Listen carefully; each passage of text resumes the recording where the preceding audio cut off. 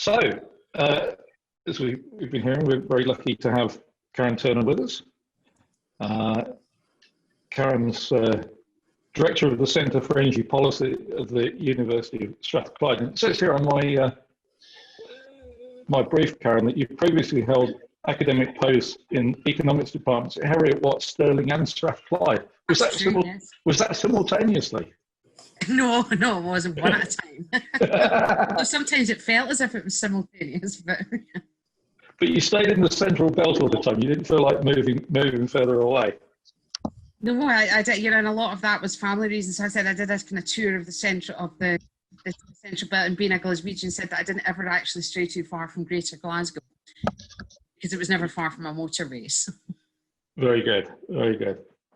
And you made interest in looking at modelling economy-wide and macroeconomic impacts of energy policy and industry developments.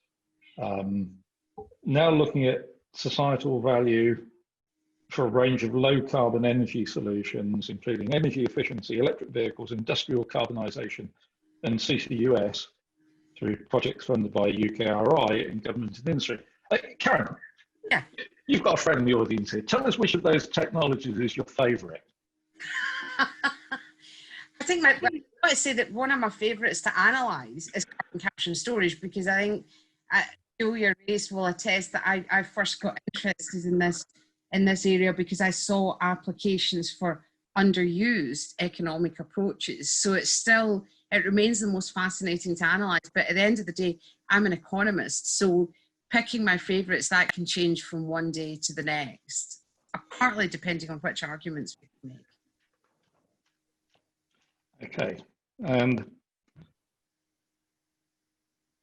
Karen? Shall I just start? Yeah. Sorry. Okay, that was a very political answer. You addressed me there. Yeah, I can't get away from it at the moment. Yeah. And you're currently a member of the Scottish Just Transition Commission. Yes. On the Royal Society of Edinburgh's inquiry on Scotland's energy future. Yeah. And it says here, this is interesting, shows where you come from, a cross-cutting subgroup of the new Royal Society London study on the long-term role of energy storage. What's the long-term role of energy storage, do you think?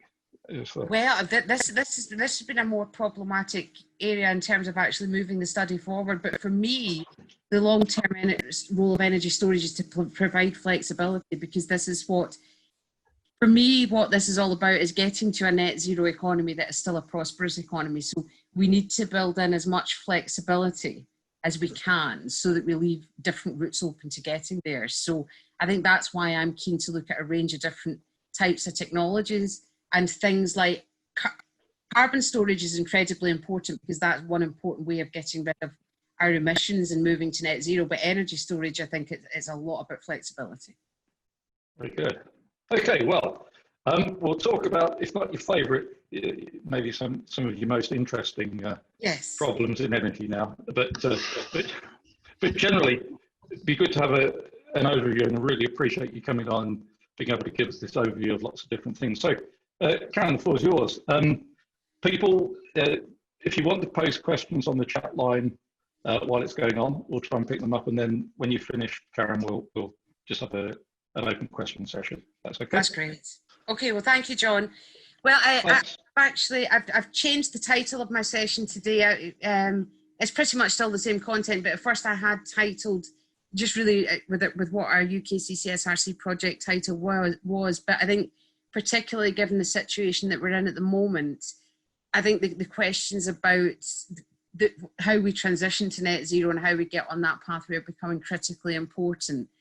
And for me, the challenge is, as I just indicated, is how do we ensure going forward that we have a strong and prosperous economy in the future?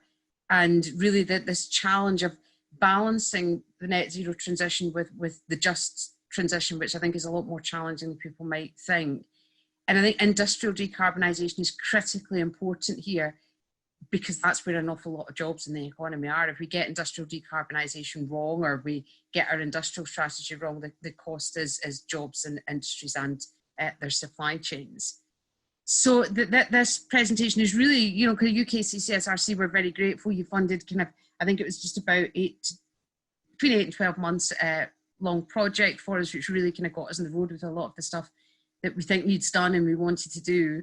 And this has been collaborative work. Julia Race was my CI on that project, and the team at Strathclyde were Antonius Catrice and Oliver Sayo-Alabi, our researchers, and Kim Swales, who was actually my own PhD supervisor and is a very useful, gives very useful insight in all the issues we're looking at here. So generally, I mean, John said something, already about the Centre for Energy Policy and what I'm doing, but basically we were set up, I'm an economist, but we live in the School of Government Public Policy with the political scientists. But basically we're multidisciplinary, and we're doing policy-facing research and a lot of knowledge exchange and policy engagement activity around energy and climate issues. And this project, our main collaboration obviously was with Julia Race, who comes from our engineering faculty. I think the key thing that we've been trying to do in our research generally at CEP, and particularly on what we're trying to do in this type of project, is to bring a broader perspective on energy and climate policy challenges. And I think the crucial thing is bringing it into the public policy domain, which is so important when you're dealing with people, but it's also so important when you're having to compete for resources with other things going that need to go on and are going on. So we're moving beyond technology-driven analysis so that we can understand the wider economic, societal and political context, and crucially consequences of decision making, because if we understand what the consequences might be and we can act to affect them in a way that would be more acceptable to people and politicians, that's how you break down. And I put policy barriers in inverted commas, because I think a lot of the time the policy barriers are the circumstances that we need to operate in, and it's crucially important to understand them. But the expertise that we've got, the technical expertise, is we conduct wider economy scenario analysis. And on top of that, as I was just saying, learning is increasingly important, is to develop the political economy narratives about how we talk about the results, so that there is a better understanding of what impacts might be and how we deal with them, and crucially understanding how and where value is generated, to which sectors and regions it accrues, how that might be affected, so that different people benefit in different ways. These are all questions around this kind of wider, very important topic of who pays, because we need to understand who pays and who gains from different things in order to move forward. Our applied approach, you'll probably all be relieved to know I'm not going to give you a lecture on the computable general equilibrium modelling that we do, because you're economists and you wouldn't want to hear that, especially not on a Friday afternoon. But basically it is multi-sector economy-wide modelling. So we're modelling the whole economy. And so we're capturing all sectors and markets which will interact with each other. For example, we find in nearly everything that we do, how the labour market responds to any change is crucially important in determining the impacts. But we draw information from a range of technical, industry and policy sources. I think we're finding increasingly the main thing for us to be able to provide insight, especially if the insight is required quickly, which you often find in the social sciences, people want research done very, very quickly because they've got immediate questions facing them. And if we want to move quickly, what we need to do is understand what the implications are of any particular action, even at a high level, so that in effect we sometimes model the implications rather than the technicalities of what's happening. The simplest level of looking economy-wide is using economic multipliers, and that's a very simple economy-wide model based on the input-output accounts that the government publishes as part of national accounts.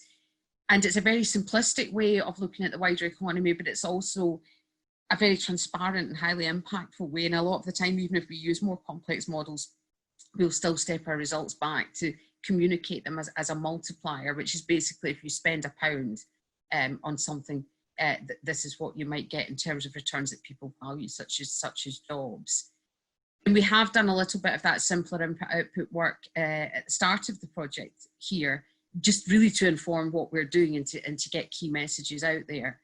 But the most of the work is where we're using a full general equilibrium simulation framework that's most commonly used for kind of what if or ex ante analysis. It can be used looking backwards as well, but its particular value is often letting policymakers consider what the implications might be if they did something, and if there's implications that they don't like, considering how the policy could be reshaped to avoid those implications in some way. So we look at something changes directly that impacts one or more sectors, be that investment spending, export demand, tax rates and things like that. and how this triggers a series of economy-wide responses and effects as the economy adjusts to that disturbance. And, you know, we vary our focus, our assumptions and our approach really depending on the questions that are being asked. You know, if there's focus in energy sectors, labour markets, fiscal issues and things like that. And that's very important because the exact way that we come at a problem really depends on the focus of how the question would be put by the policymakers making decisions. So, sorry, there's a wee bit of animation on that slide I didn't know was still there. I think, you know, that this point here that we were just, you know, that kind of came up in the discussion with John before, we're finding increasingly that rather than us just reporting results and, you know, what will happen to GDP, jobs, this sector, that sector, there's an increasing need from policymakers for us to use the results to inform ideas, and the idea of building consensus around political economy narratives. And this is a really interesting step for us because Bayes asked us back at the end of 2017 if we would help them to shift the narrative around CCS to fit with the industrial strategy. And we came at that in kind of an uninformed way, but talking to my political science colleagues, there's a huge political science knowledge base on different models and things like that you can use in order to build effective narratives and to actually build consensus around them. So one kind of big hit that we got as a result of this project, we never put it in the bid because we didn't know anything about it. The Journal of European Public Policy, which is, I've now been told by my colleagues in my school, is the third ranking journal in the world in the political sciences. When we documented our account of how we helped Bayes shape the narrative for the CCUS action plan around, and I've got on the right hand, well, my right hand side of the screen, extracts from that CCUS action plan where our work's been cited and our language around sustained contributions of industries. We wrote our account of how we got to that impact, and this Journal of European Public Policy published us as their inaugural policy forum piece, really about showing how you can draw on political science learning. So it was a hugely unexpected publication from a project like this. But as I said earlier, this is really important because particularly when you're dealing with political decision makers, actually working out what the story is that policy actions can be taken on is incredibly important. We probably see it all the time and not recognise it. So that's an area that we have had a lot of success. And what it also does is it sometimes brings policy teams closer to you. It also makes you better able to engage with key stakeholders who could impact decision-making processes such as trade unions. Because in a lot of ways, you're simplifying the story of your technical research. So this has proved very useful, kind of within and beyond the scope of political decision making. So if we come at what's the challenge of industrial decarbonisation from a kind of more of a social science setting, well, obviously, you all know that business and industrial emissions, account for a large share of emissions. In Scotland, it's just over 20%. And a crucial thing is we've seen big drops in emissions in Scotland from industry, but the largest source of that has been offshoring or just shutting industries down. So I think historically one of the biggest drops in Scottish emissions was when we shut most of our steel industry. And while that might be good for our emissions, the fact is we still use steel. The emissions from steel production are still being generated around the world. They're just not going on the Scottish accounts. So really offshoring is not the answer if all you're doing is shipping emissions overseas. And then from a societal perspective, it's certainly not the answer if you're shipping jobs and GDP overseas as well. So this is the just transition perspective. Scotland could continue to decarbonise simply by closing down sites. But the question then becomes is, can we rely on imports for essential products and services? And is that better for global emissions in Scotland's economy and livelihoods? And so in this work, we focus on the Scottish chemicals industry, where we've currently got about 6,000 people directly employed in the industry, plus thousands of supply chain jobs. So the question then becomes, can we find a way to decarbonise this industry that ensures the continued prosperity of people and businesses, and also obviously public finances? And I think this is this is what the just transition is all about. The challenge of driving industrial decarbonisation is not just about reducing emissions, it's about delivering prosperity for people. And that's not just a social issue, like some kind of left-wing issue that we want to save jobs and keep trade unions happy and things like that. You know, we've seen with things like Brexit, this is a highly political issue. If people don't like what's being done with decarbonisation, they will vote against parties that are taking decarbonisation actions, and you could derail the whole thing. So whether you're a people person or a reducing emissions person, I think we have to have a common interest in understanding that there is a real need here to continue to deliver prosperity. So on to the UKCCSRC project, and I've got the title that we had here, which is kind of, I guess, less dramatic than the one that we switched to for the overall presentation. But we had two key research questions. First of all, we wanted to understand the level and nature of economic value that's generated through particularly high value added jobs that are currently operating and particularly in the Scottish Grangemouth cluster, but not just that. I would say it's very difficult to identify a cluster in Scotland, because while we've got the site at Grangemouth, the actual economic interdependence is going on spread right across the Scottish economy. Very few of the jobs supported by Grangemouth involve people actually going to that site every day. So the first thing was to actually understand the nature of economic value, and I guess what we're doing there is linked to what we were doing with the narrative development when we worked with Bayes, is you're trying to understand what is at stake that you want to try and find a sensible solution so that you can keep it around. Then that took us on to the research. The second research question is, once we've got this value, to what extent might the sustainability and further growth of the activity being decarbonised, might it be affected if we deploy carbon capture and storage? So in terms of that first research question, that, you know, what we did here was we went back to that simpler input-output economy-wide approach, which is a lot to do with national statistics. And we already know that policymakers derive the kind of multiplier relationships that we use in our research and use them even in a very simplistic manner. But use two kind of metrics there. You know, they'll work with, sorry, I'm going to turn the phone off.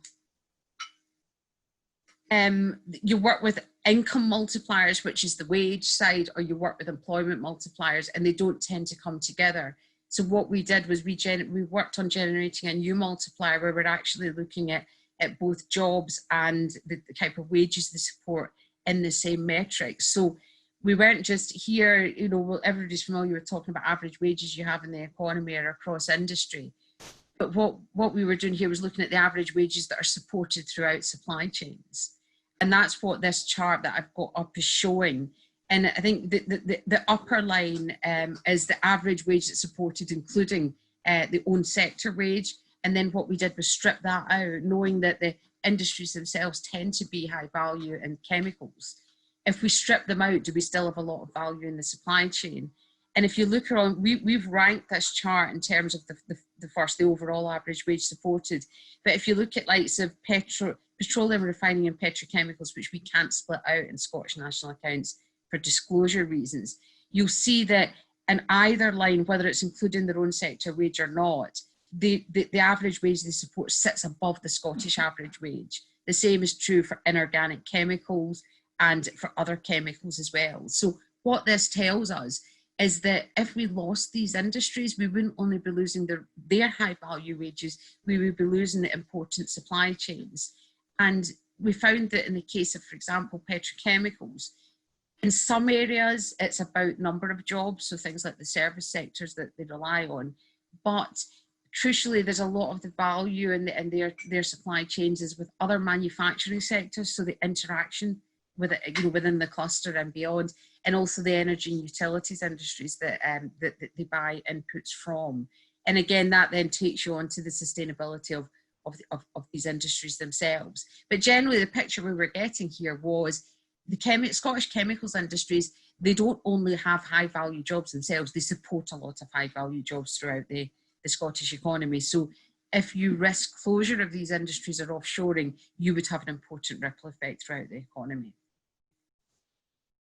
So the second question, so we were saying, how might that value be impacted by CCUS? And I think there's two questions really here to ask. You know, I think obviously is that on the one hand, you'd be considering, kind of additional costs, and we have focused on facing up to that, that there will be additional costs for industry in capturing carbon. But I think there's a lot of thinking needs to be done about what is your base case, because you're talking about sustaining jobs. So your reference case might not be how things are now. Your reference case might be, what if that industry just disappeared? And so the benefit comes from keeping the industry around. And again, that's the sustained contribution language that made it into the base CCUS action plan. So, but as I said, we wanted to face up to the challenge that capturing carbon is going to be costly for industries, and that's why it has been resisted. I think the transport and storage side, we've done work. We had work sponsored by Scottish Enterprise last year. We've done work with Crown Estate Scotland. There is a potential for a lot of value generation from transport and storage, and in so much as if we can play a role in a future industry in that regard, and we use language there around a large-scale CO2 management industry, or it might be part of a new, as energy moves into an offshore marine sector. I think with transport and storage, there is quite a lot of potential to generate value.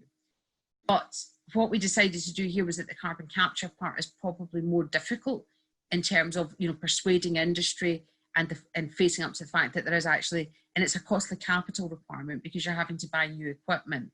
We spoke to Scottish Government who believe that across Scottish industry more generally, but certainly chemicals, one of the issues is it wouldn't be so much about retrofitting equipment. Some of the equipment is so old in the industry, you would have to buy entirely new with carbon capture potential. But basically, and talking to INEOS, they are concerned very much about the additional capital requirements. And so we analysed this problem down to, it's the case that you're going to have to use more equipment to produce the same output because you now need to run captured equipment. And again, it's an implication. We're thinking about implications rather than a lot of technical detail there, but I think the crucial thing about addressing the problem in that way is that's the way that industry understands the problem. That's the way that government people will understand the problem. So if you analyse the problem from the perspective that they understand, they will come along with your analysis. So we decided to model carbon capture as a cost to capital, or capital efficiency problem, and it's occurring at the operational stage, not, a lot of attention tends to be on the kind of capex stage of buying equipment. And we focused, we looked at Scottish chemicals, which we have to say again, in the Scottish data has to include refining because they can't separate that because of INEOS ownership. And I point that out because that could impact the results, because obviously there's a lot of refining, in supply chain because of the amount of fuels that people use in their everyday lives and businesses. And what we were getting back from talking to, for example, INEOS, who are the biggest player at Grangemouth, is that they estimate that because of the additional capital equipment, they could suffer a capital efficiency loss in operating carbon capture of between 25 and 50%. Now, that might seem extreme, but again, and when you're trying to persuade people and bring them along with the economic analysis you're doing, I'm always tempted to say, can we find a solution that policymakers and industry could live with that would work under the worst case scenario? And then people will only feel a bit better if you find out your worst case scenario doesn't actually apply. So we took our Scottish economy-wide model, we operated with different labour market assumptions. Basically, in the results that I'll present to you here, the ones I'll headline on, we fixed the labour supply to make it like little UK, because we knew that, we would be talking to UK policymakers as well. But basically in Scotland, if you have migration, if the economy is contracting, the fact that workers can leave due to changes in the differentials in wages and unemployment can make outcomes worse. And I think also we tried to set this in the context that how we set out the problem, if not the analysis itself, and thinking about the policy and political landscape and how it's shifted for CCS. And one of the main reports, you all know this, was that the Oxborough report made important recommendations for investing in CCS infrastructure following the late 2015 decision to cancel the last big commercialisation competition. And what's interesting is that in that report, 3 core recommendations all flow from CCS in the power sector. And this is required given, Oxborough argues, this is required given potential competitiveness impacts of just trying to do industrial decarbonisation on its own. And they get to the idea of industrial carbon capture context, but a lot of that seems to be based on the return to the upfront capital costs. I think now this CCS policy landscape has shifted, and as I said, with the narrative development we did with Bayes, it shifted to this kind of industrial starting point. So the industrial strategy now becomes the, within Bayes rather than DEC, becomes your kind of context. And I think crucially in that context, we have to understand that industry are concerned about the operating costs as well as the capital costs. And I think, again, this informed our analysis in terms of taking the focus on capital efficiency here. But I think what's crucially important is just even recognising that we've got a shifting policy landscape, and that can work for the good or the bad. I think is that when the policy landscape's shifting, often, brings in a lot more uncertainty, it can be harder to do things. But at the same time, a shifting policy landscape can also be a good opportunity to reset the problem and to look at it in different ways. And that's what we've done here. So in terms of the outcomes, as I said, we're trying to find a solution with the worst case scenario. So we went with, what if there was a collapse in capital efficiency of up to 50%, and we built up to this in 10 years up to 2030, of a what if there was full industry capture. And crucially, the reason why we look at capital efficiency is that if capital efficiency falls, the return to capital will start to fall. And in order to restore that, you would need an increase in the price of output. And this is the big sticking point when you talk to industry players. They feel that if they increase the price of their output operating in any one territory, they're going to lose competitiveness, they'll lose relative competitiveness in the context of trading internationally. And I think what's really important for the Scottish and UK environment is, given that our governments have committed to this net zero action ahead of many other countries, you're basically asking firms to do something and to take actions that their competitors or other parts of their wider, like INEOS operates across borders, and they will shift capital and focus among plant in different country. Basically, the competitors are firms or operations in other countries, they're not incurring similar costs or price increases. So the outcome will be a reduction in relative competitiveness of the Scottish chemicals industry. And I remember when we first wanted to do this and we were talking to people in industry, they were saying, don't model anything where our prices have to go up, because we would never let that happen. But we said, no, let us simulate it, because policymakers and a wider group of people in society need to understand how the implications are not only for the industry, the implications of not helping industry to do this would stretch much wider. So we went ahead. So basically, if we have this kind of loss in capital efficiency that we're associating with carbon capture, because you're having to use more equipment to produce the same output, it's a net cost. So we estimated you'd have sustained losses of GDP of between 175 and 200 million per annum. And it could be worse if there's no wage flexibility. And this is associated with sustained negative impacts in the public budget. So it's not just the firms that lose out and the industry that lose out, the public budget will lose out. And crucially, you could have job losses. And they would be, this was about a 7 or 8% price increase, and it was leading to about a 10% contraction in industry jobs. And overall, so there would be up to 600 jobs in the chemical industry, but depending on how the labour market responds, the supply chain jobs could stretch much beyond that, so that you ultimately could lose up to 1,350 Scottish jobs. As I said, if we have wage flexibility and workers can leave, and that always is a big worry in industries like chemicals, where people have got skills that are very marketable in other areas, so you'd actually lose Scotland's skill base as well. Things could be worse. But I think one thing to really note here is in terms of that value, when I showed you that result from your output analysis of supported wages, crucially what we found is that earnings and GDP losses would be proportionately greater than employment. So not only would you lose industries, the Scottish average wage would fall and Scottish labour productivity would contract. And this is to do with the sectoral composition of jobs. You're losing these wage premium jobs. And that wage premium language is Treasury language, and bodies like Treasury are always very concerned about labour productivity and the level of average wages. So what we said then was, well, what if you were having a government intervention in the form of a subsidy? And we looked at a subsidy that, I suppose, we went for full socialisation. You could pay for it in a number of ways, including running up government debt. But we thought, well, let's look at a full socialisation here, and you fund it through income tax. And as I said, that is a full socialisation, but it's a less repressive one than putting things on energy bills and things like that. And we operated, I mean, it's kind of got similarities to the idea behind cost for difference, if not the operation of the actual policy itself. You're only subsidising firms to the point that they don't have to put their prices up. So you're subsidising them so that they don't lose competitiveness. And I think the crucial thing about this, as we gave, one of the biggest impacts, I guess, from this project is we gave evidence down at the House of Lords to the EU Internal Market Committee, who were going into, they were trying to inform the discussions around the EU negotiations, and they were concerned about state aid. And obviously there's concerns under state aid that you distort markets if you subsidise industry. And that argument sometimes gets put up about not helping firms do industrial decarbonisation. But the crucial thing, and this was my thought in the hotel room the night before that I was referring to, if you do this, you're not distorting markets. Climate change is a market failure.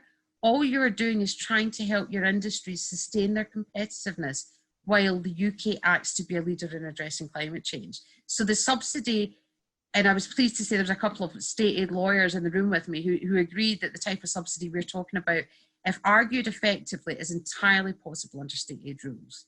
So we bring in this income tax subsidy.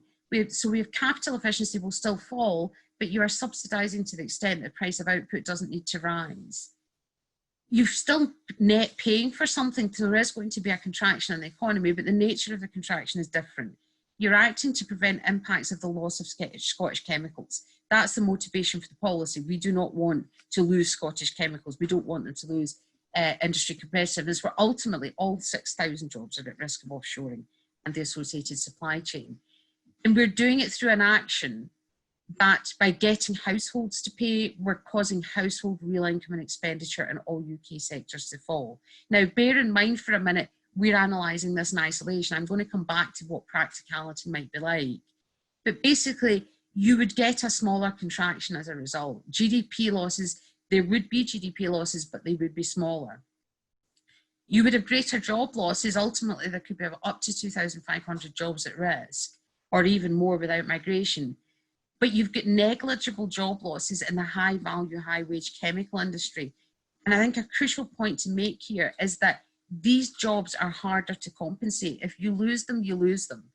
If you lose jobs, or you've got jobs at risk in service industries for another reason, such as having to pay more tax, you can potentially find another source of demand. It's difficult to find another source of demand for your high value industries. The concentration of the employment reductions in the sectors that would lose jobs really depend on what happens to household spending. And this is if you have to raise the income tax to pay for this. But also jobs are in lower wage sectors, so the earnings losses are less than proportionate. So basically you get a contraction where you maintain the Scottish average wage. Also your GDP contraction is smaller than your contraction in employment. So you ultimately don't have that negative hit in labour productivity, or you might even get a marginal gain. And I think the thing there is, when we're talking about a just transition, we don't want to lose anybody's jobs. And I think this is why we've started to shift. Obviously, when we're modelling, we have to look at one thing at a time. But let's think about the wider net zero pathway. Some things are going to have costs, some things are going to have benefits. Might there be a scenario where you could subsidise industry and carbon capture, and other areas of the net zero portfolio you could realise gains so that you might not actually have to increase income tax, or you can offset the effect. So for example, through household energy efficiency, that households are better off. The key point here is that when you have losses in the high value, high wage chemicals industry, that might be very difficult to replace. So the implications and the way forward, I mean, the subsidy that we looked at here, Scottish Government asked us for a figure. You know, we said, you know, what we've done here is about £139 million per annum. You know, that might sound like a lot, but in the larger portfolio, depending on what you set it against in terms of returns. If we don't have out-migration of worker, key losses are smaller. When we socialise, the employment losses are bigger. But as I said, if we think about this in the wider portfolio, that carbon capture isn't the only thing going on. But the key thing is the fact that earnings and GDP drop less than employment when we subsidise and socialise the costs. This means that we wouldn't lose average wage and labour productivity, so it becomes much more about compensating things. And again, we haven't simulated that we could do, we haven't simulated the full potential offshoring that could happen if an industry just finds it uncompetitive to operate here anymore. And I think this leads into, you know, we're driven a lot. I think we as researchers shouldn't be suggesting decision rules or telling government what happens. We should be setting out principles and providing rigorous analysis to inform thinking. And that's on the back of this work and some of the other work we've been doing around energy efficiency and VEVs. I'll come back to this, but we've been setting out what we've called a net zero principles framework, where I think by and large, we're trying to get policymakers to think, yes, some things are going to be costly, but that doesn't mean to say you don't do them. You have to think about how things play out in a wider net zero picture. And the things like dealing with industrial decarbonisation, that if you get it wrong, it's harder to compensate the losses than it might be in some other areas. So the lessons that we learned, I mean, I think is to just be upfront. I don't think there's any benefit in trying to hide the fact that industrial decarbonisation solutions are costly. We found both the scenarios where we apply carbon capture to the Scottish chemical industry, whether we socialise the cost or have firms pay it, they do have negative impact on GDP earnings and jobs across the Scottish economy, and that would extend to the wider UK economy. But the contractions in GDP and earnings are lower if the taxpayer steps in. And as I said, although costs would be borne in other ways through other types of jobs, I think I should have put this last bullet point in red. The key question is finding pathways with flexibility to manage economic performance through different timeframes, and crucially, thinking about net zero as a wider whole. Different net zero actions will be able to support each other and sustain and create jobs in areas that are at risk through other routes. So I think there's challenges and opportunities for decision makers. You know, so for example, and we talk a lot about growing our renewables sector, increasing residential energy efficiency. Can growth in these areas secure jobs and GDP in such a way as that you're bolstering parts of the economy that might be affected if you had to support industrial decarbonisation? So that subsidising scenario that we have that's paid through income tax, if you were getting enough growth and gain out of other areas in the net zero action, and ultimately that will also hopefully include the transport and storage element of CCS, if we can create enough growth there, we might never need to increase income taxes. I think the GDP jobs and earnings contractions, they would be significantly higher if the actions that we take end up forcing, or the actions that we don't take end up causing our industries to close and relocate. We need to find ways for them to operate at home. Government has opportunities to aid international market creation for low carbon products. And again, I think this is the way we've got to think about transport and storage. It's not just about a technical solution. It's what role can transport and storage play in the economy going forward. Partly it can become a new utility, but also there has to be market opportunities when countries like the UK and Norway have all this capacity offshore that could be used for storage.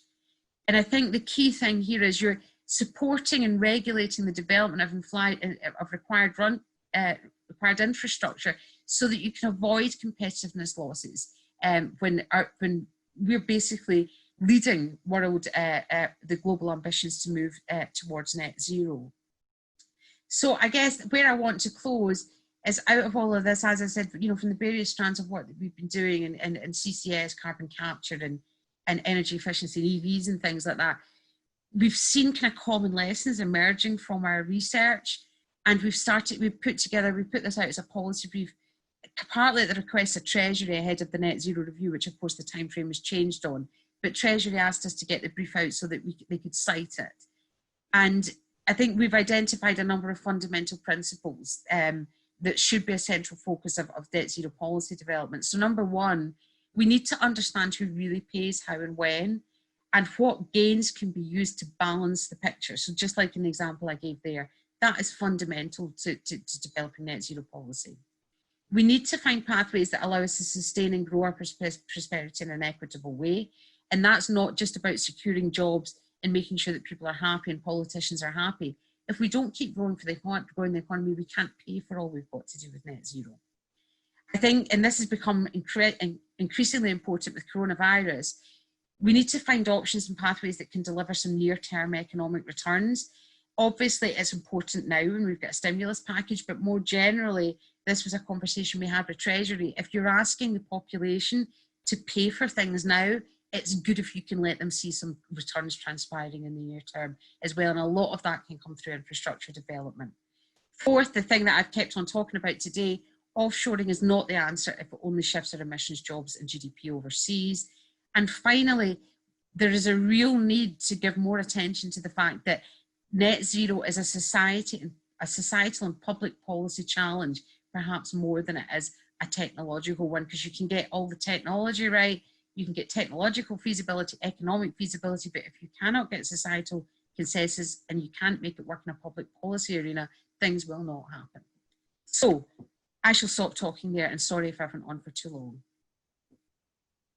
Thank you very much, Karen. No, that's good. You're well within time, and we've got some questions too.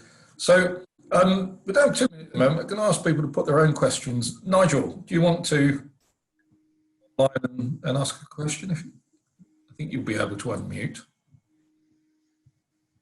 Thanks, Jonathan. Karen, yes, it's Nigel Holmes here.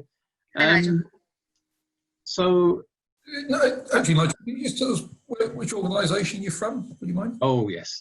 Thank you.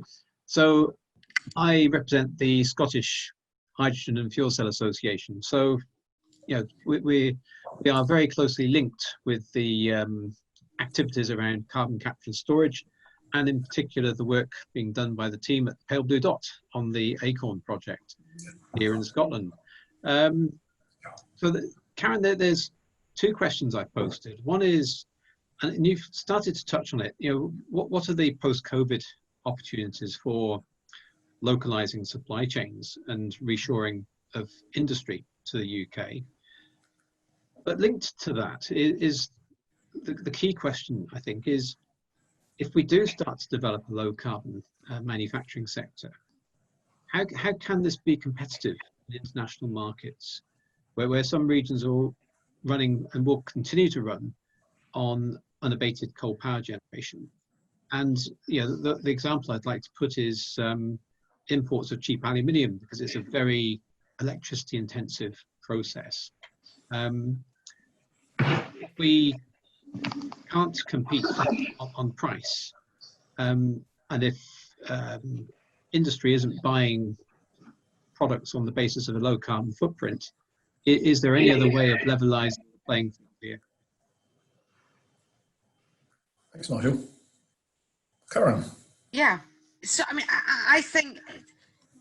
I think we saw coming through, you know, when we got the industrial strategy in 2017. I mean, there hasn't been a UK industrial strategy for a long, long time.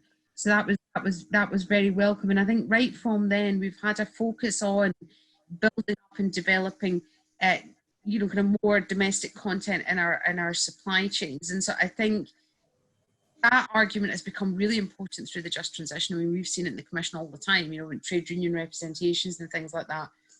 And I think, you know, one debate that has certainly been very active in Scotland is, you know, that we really lost a huge opportunity with renewables when we kind of rushed in and we didn't generate the economic activity around it that we could.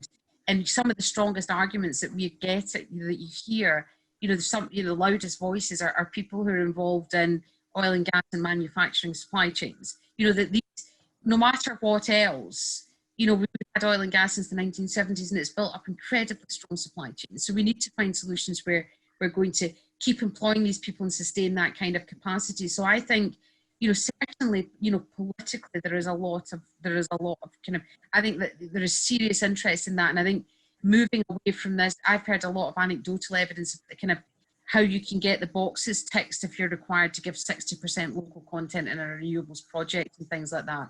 And so I think that does play into, very much into, areas where we know we've already got that content. So finding solutions that, you know, we know that the oil and gas industry, that industry needs to evolve. It's not a sunset industry that should close down. Evolving that industry so it does more in terms of offshore renewables, that we really look at, you know, look at what the Norwegians are doing. They're talking about carbon transport and storage as a new industry. That's what we should be looking at. But I think the big challenge we've got is, as you say, is this is all about competitiveness. And what we did in those simulations was we said, We want a subsidy up to the point you're causing the industry not to lose competitiveness because they're trying to do low carbon stuff. The reasons when you wouldn't have to do that is A, if your competitors are abroad or bearing similar costs, or if you get some kind of premium on low carbon products. If you've not got one of those two things happening, the others, basically, if you can't stop that, you stop a relative competitive effect if you level up with other countries, or if you actually diversify what your product is. But if neither of those things are working, we have to face up as a country to the fact that we're going to have to move resources around to use things like subsidies potentially over quite a long time frame in order to ensure that our industry is competitive. And that's why I'm saying we need to think about net zero as a whole.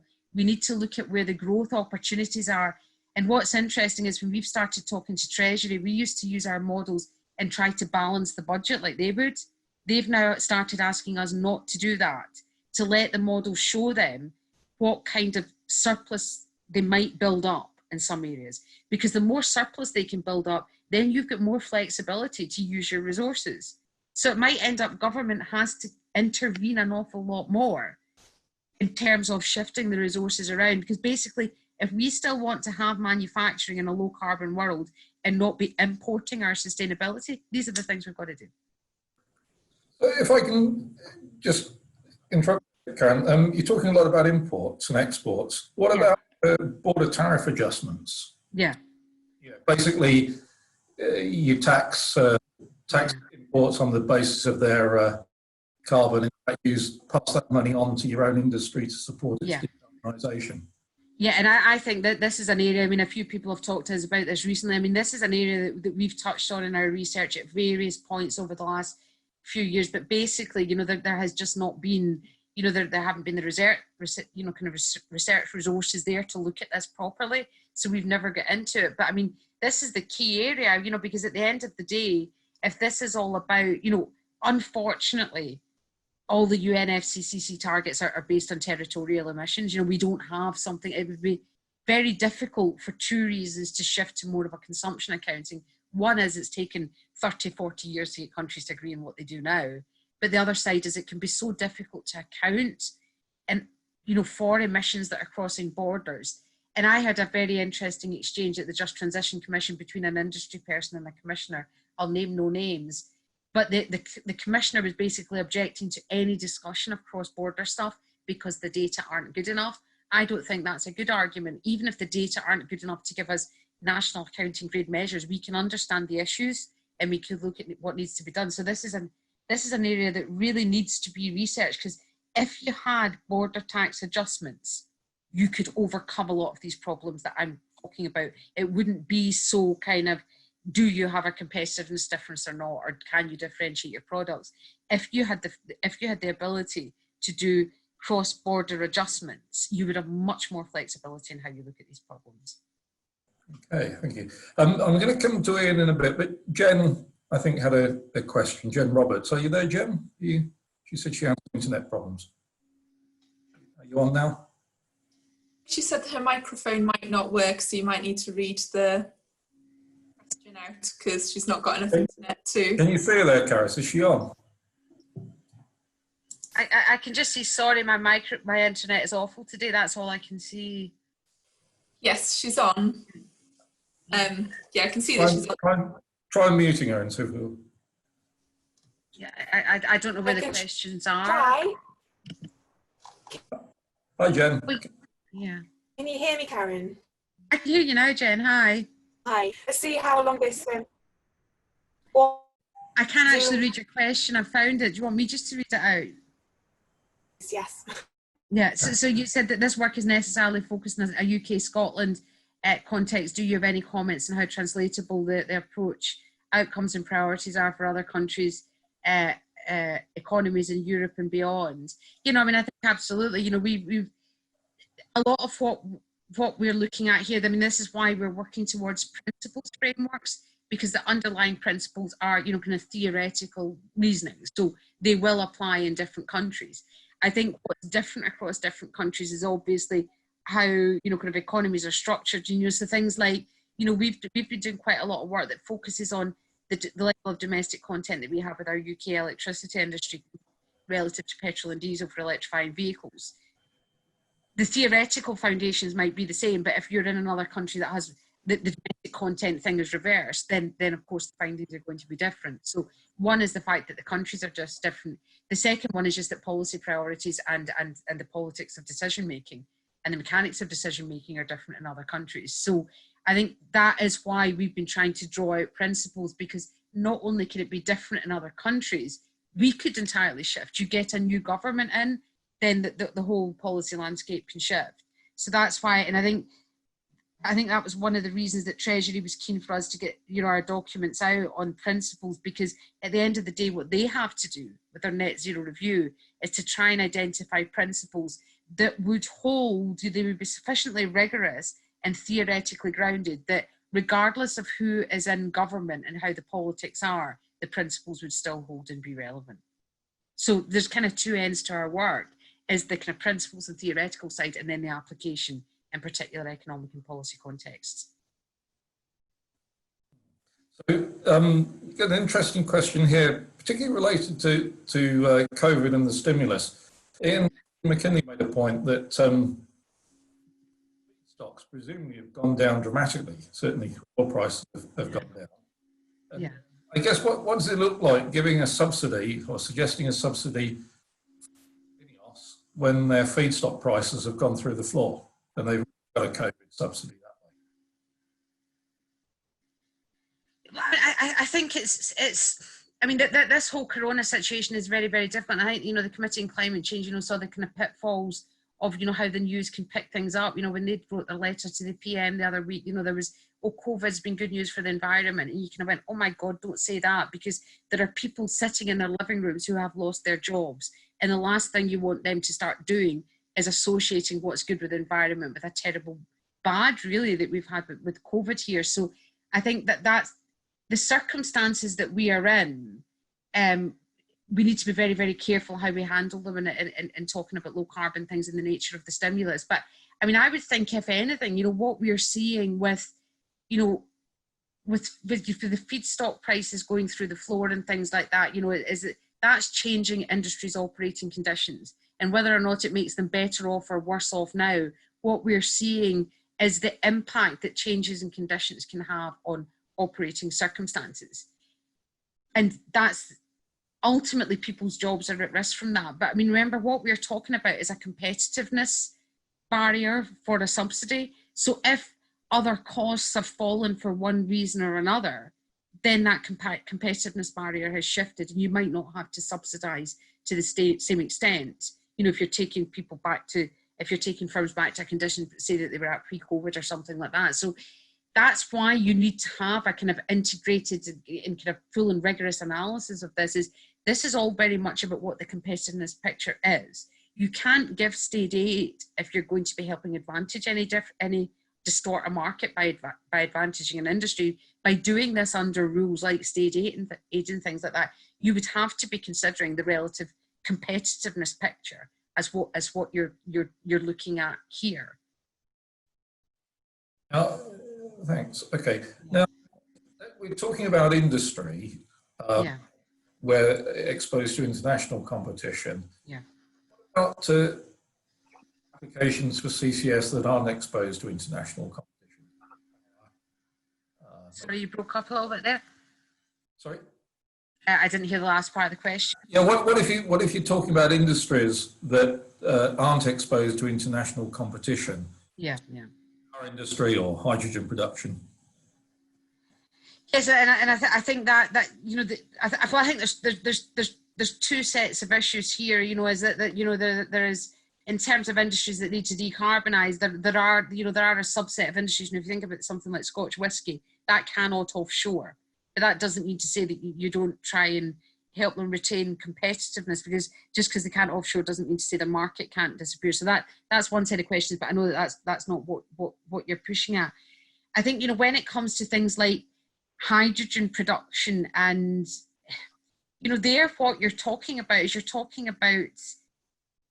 again, I think it's useful to start shifting the discussion there to things like, you know, we need to be thinking about how utility industries and things like that operate. You know, there's a difference between our manufacturing and our traded sector, and the things that we need to run our economy. And so, you know, when we're considering things like hydrogen production, you need to start looking at your kind of comparator is, you know, that's something that is servicing the economy. It could be traded because I believe you can safely transport hydrogen and things like that. But you are talking much more in a kind of utility context where your discussion has to move much more towards, you know, when you're talking about government intervention, you might be talking about regulation and things like that, and, you know, whether or not it's regulated asset bases to get things going, or as we have with electricity and gas, where you have to have ongoing regulation therein. So, yeah, I mean, if that was your point, you're talking about, there's a big difference between talking about decarbonising manufacturing industries and decarbonising the kind of utility content that we need to actually run our economies. And that's why I'm keen to see discussion over things like hydrogen and carbon capture and storage to move away from being technical problems and starting to think about this underlying service need that we have in our economy and how that is going to change and look different going forward. And that is much more of a domestic challenge, unless of course you do everything into rise. You know that if you end up with, you know, we've already got very high electricity prices in the UK, you know, that will in turn impact competitiveness in industry. But I mean, that's just a level of interdependence you have across the economy. Okay, thank you. David Reiner, you had a question. Do you want to come on? Sure. Yeah, so I mean, this is related to this question of subsidies. And as you you might know, I mean, Jim Ratcliffe is not known for being the most lovable sort of person. And so I think there is a question, I think that's come up particularly with regard to COVID-related bailouts. But one could ask more generally that if you have a firm that is doing everything it can to minimize its contribution to the exchequer, whether we should be providing any sort of subsidies to that sort of firm. Yeah, and I mean, I think these are enormously difficult questions, and I think, you know, the problem is, you know, it would be wonderful if we lived in a world where it was all kind of, you know, the good guys do this and the bad guys do that, and you only support firms that are playing fair and things like that. But at the end of the day, you know, this is, if one of it, no matter how unpalatable you find a firm, if they offshore and that has a cost of thousands of jobs and earnings in the economy, you might just have to live with the fact that you are going to have to provide a subsidy to a firm where you don't find it particularly palatable, because the cost is not just to them, the cost is to society if you lose jobs. And, you know, so sometimes it's not always palatable and fair in the way we want things to work out, because at the end of the day, you know, when we're looking at our, you know, with what I had up on the slides, I didn't have anything about the shareholder return to a chemical firm like any of us or things like that. It was all about the things that we get from having them here. And like them or loathe them, you know, it's been like that for hundreds of years. The people who own companies and capital, we might not find them that palatable, but we need them to operate in our economy. And, you know, and that's why, again, narratives become so important for policymakers, because, you know, kind of the guys at the Treasury and allocating money, they know sometimes they are going to have to support things that there could be lots of narratives against them doing it. So they're thinking, well, no, we have to find a way of explaining why we feel we have to do this, regardless of how palatable it is. Any comments, David? Any? Do you? I mean, has that sort of question figured in any of the research you've done on the acceptability of CCS? Well, CCS, I mean, CCS is a technology done by people we don't like. Yeah, but I mean, looking at social acceptability questions on that side of the attitudes to a technology is not really my research field. I mean, that would be more of the research field of Jen Roberts. I mean, what we tend to do is look at, we're looking more at the acceptability of the implications. It's the implications of these things being done for the economy and society. So that's why, you know, you're not, if you were going out from our research and asking people what they thought, you wouldn't be going out and saying, what do you think about a carbon capture and storage site? You would be going out and saying, what do you think about having an industry in place that will allow us still to have these manufacturing clusters and to reduce to reduce emissions and be net zero, you would be asking them a different question, because I think a lot of the time we do, you know, social acceptability research is done on the technology and people will give an attitude to that. But at the end of the day, the technology is not what's affecting their life. What's affecting their life might be the jobs. You know, some people might not realise that their job ultimately depends on activities that are going on at Grangemouth or at some other place, because they maybe don't understand the supply chain, and it's only when it goes that the implications ripple out through various supply chains in the UK. Then they realise that upstream from them or downstream from them, there was an actor there that they weren't aware of the impact that they had. And that's the complexity of I mean, really, this is all about economy-wide implications. What we're talking about is the complexity of how things interact. You might never think that somebody's job in a shop in the south side of Glasgow might ultimately depend on something that's happening in an industrial cluster on the other side of the country, but it might well be. Yeah, so Jen asked another question, which I guess you partly answered, but maybe you want to say about, are such narratives as important for the public as they are for policymakers? I think ultimately, sorry? I guess you're saying that they are important, they just don't realise it. Yeah, but I mean, because I guess at the end of the day, it's how things trickle down. And I mean, the narrative and the argument might be different at different levels. But, you know, ultimately, you know, kind of, you know, political decision making will often be made on how is this actually going to fly with the public. And, you know, one thing that I notice a lot, I mean, at the end of the day, the number of jobs is not what's important to the Exchequer. So if we were talking to a Treasury audience, we would be looking at a lot of the wage premium figures and things like that. But if you look at news announcements when something happens, it does tend to be much more the number of jobs. It's not that the public don't care about the wages or the wage premium, but the job might be what, you know, the number of jobs might be what really resonates with them.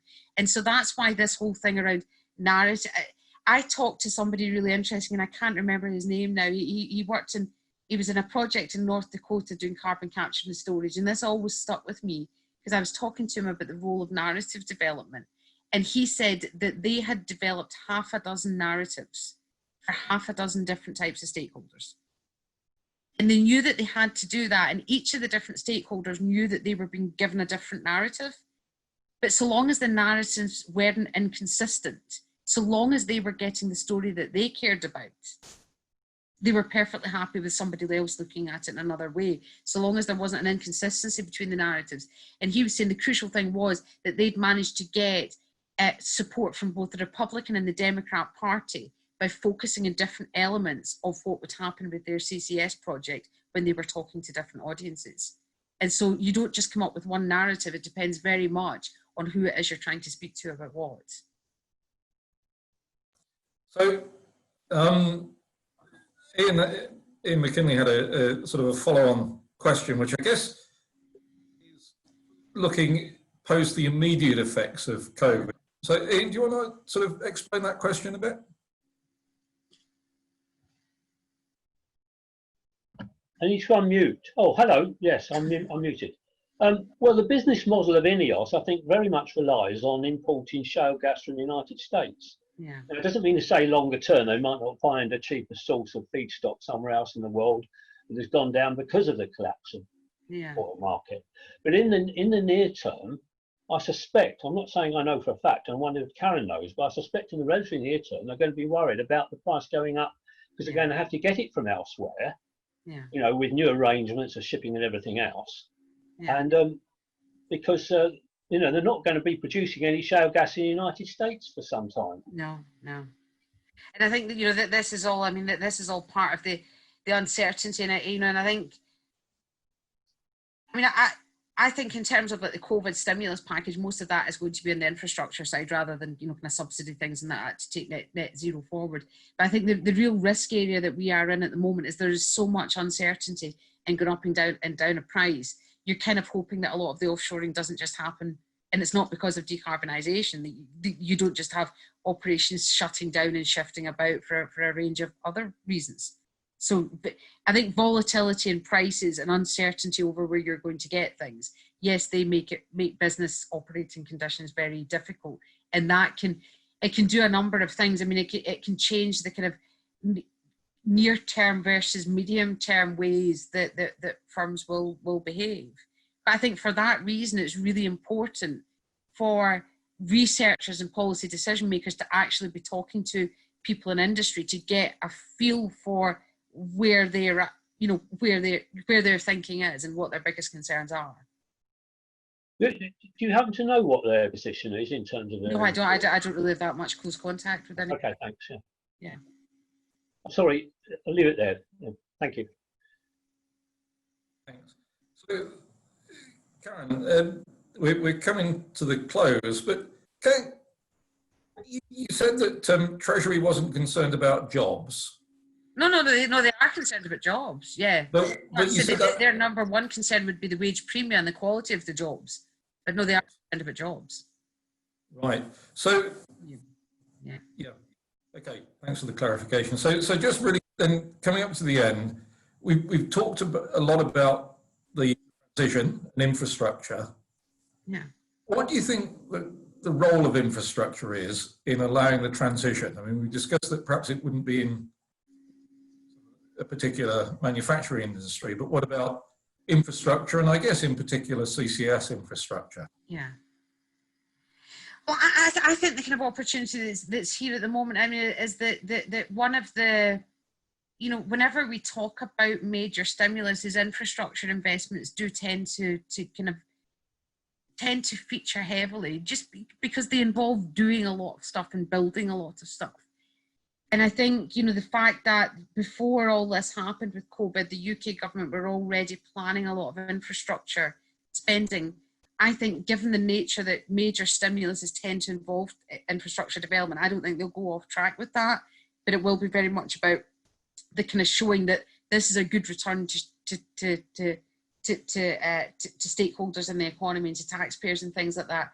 But I think, you know, the real kind of opportunity for net zero here, I think, is that, you know, I'm an economist, so I keep on harping back to things, but, you know, I mean, I don't know, you know, everybody will know of the Great Depression in the United States in the 2030s, which spread around the world. But John Maynard Keynes was a British economist who went over to give advice to the American and basically get you know, kind of help them get the plan to really ratchet the economy out of the depression. And he said, you know, what you've got here is a slump in demand, so you need to show confidence in building stuff. But I'm sure that, so the message was, go out and build stuff, because that will show that you're doing things and that will build confidence again. But I think secretly he will always, whether or not it was secret, but he will have also said to them, you know, when you're out there building stuff, it's better if you're building useful stuff. You know, because you could stimulate the economy by building, as I said, lots of roads to nowhere. You know, just we're going out and building roads would create jobs and it would create revenue and it would get the economy going again. If you're going to be building stuff, it's much better if you're building stuff to a purpose. And I think that's the hook for net zero things, is that if we focus infrastructure investment now on ultimately getting back onto track where net zero is gets the priority back that it really ultimately should have. You talk about doing infrastructure development now to get us on that track to net zero, to making sure that we have a lot of UK content when we move back onto that track. So you're not building roads to nowhere, you're using the infrastructure development and the funds that you're spending on it now wisely to set a good path going forward. And I think that's why, you know, things like what I presented today around the kind of carbon capture and all that, you know, we did that work pre-COVID. I think now, you know, where we're focusing our CCS research at this time is thinking about, right, how do you do the infrastructure development now in a way that will bring benefits to the economy and getting through the stimulus, but setting the road going forward. You know, you're not, when you're talking about stimulating the economy, you're not talking about going out and giving subsidies and things like that. You tend to generally be talking about what are the things that we can do, what are the projects that we can do that can really, and I guess what the government is trying to do there, if you do big stimulus packages and big infrastructure things, you're basically trying to grow the economy alongside the debt so that the economy can actually service the debt. And when you do big infrastructure projects, it might do a little bit of what economists call crowding out by pushing up prices, but you're boosting up, you're having a big run up of activity in the economy so that you can start to build up growth at the same time as, you know, unfortunately, the debt has had to increase. So you grow the economy to pay off the debt.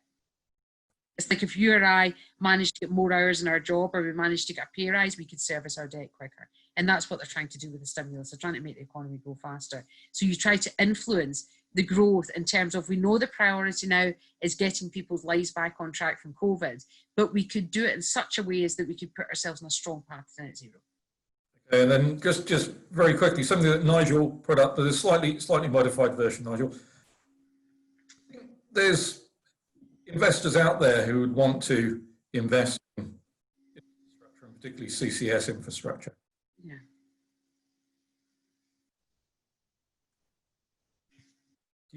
Do you think there's investors there who would want to invest in CCS infrastructure? Well, I think it's green enough for investment. Sorry? Do you think it's is it green enough? green enough?